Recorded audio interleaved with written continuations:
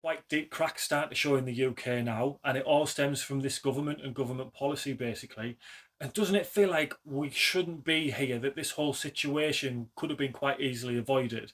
And the average man on the street's peeved about a lot of stuff. It's not just one thing or a very small group of little things. It seems to be quite a lot. And it's like they're pushing us. And what you're starting to find is people are starting to get very politicized. People are starting to have voices and speaking up, hence the government's new online security bill. And I know a lot of people say it's for security against children, and I agree with that 100%. But when you start looking into the legislation, there's a lot of scope for censoring.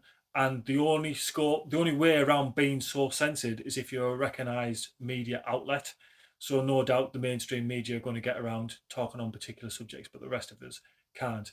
Anyway, going back to what I was on about, what you're starting to see is people are starting to get a bit of a voice. They're starting to join groups and they're starting to follow people that might not have had a voice many years ago, but are now starting to see from coming out the shadows and seem to have quite a following, and hundreds and thousands of people are turning up to their particular organized events.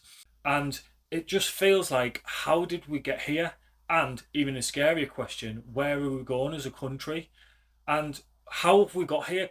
Couldn't this have been headed off quite easily? And I feel like it could have done. The whole immigration issue, we could have paused immigration for 3 months and let the country and the system catch its breath and get caught up, and then regroup a little bit and have a think about how we're going to progress moving forward.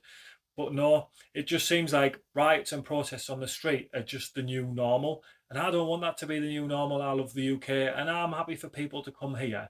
If they share our values and want to make this country great, I'm all for that. But it's not just that, it's the whole tax system that's been put on the country, the whole boxing in of the country, and it's just seems to be pushing the country further down and not lifting us all up as it should, sorry. And I feel like the average working man is very despondent, very depressed, very trapped, like there's no way out. And what's the point, basically? It's like there's no way out, and we're all just stuck in the grind, kind of thing. And you do feel like we could have headed this off a long time ago. And I'm not just talking about immigration, I'm talking about a lot of stuff.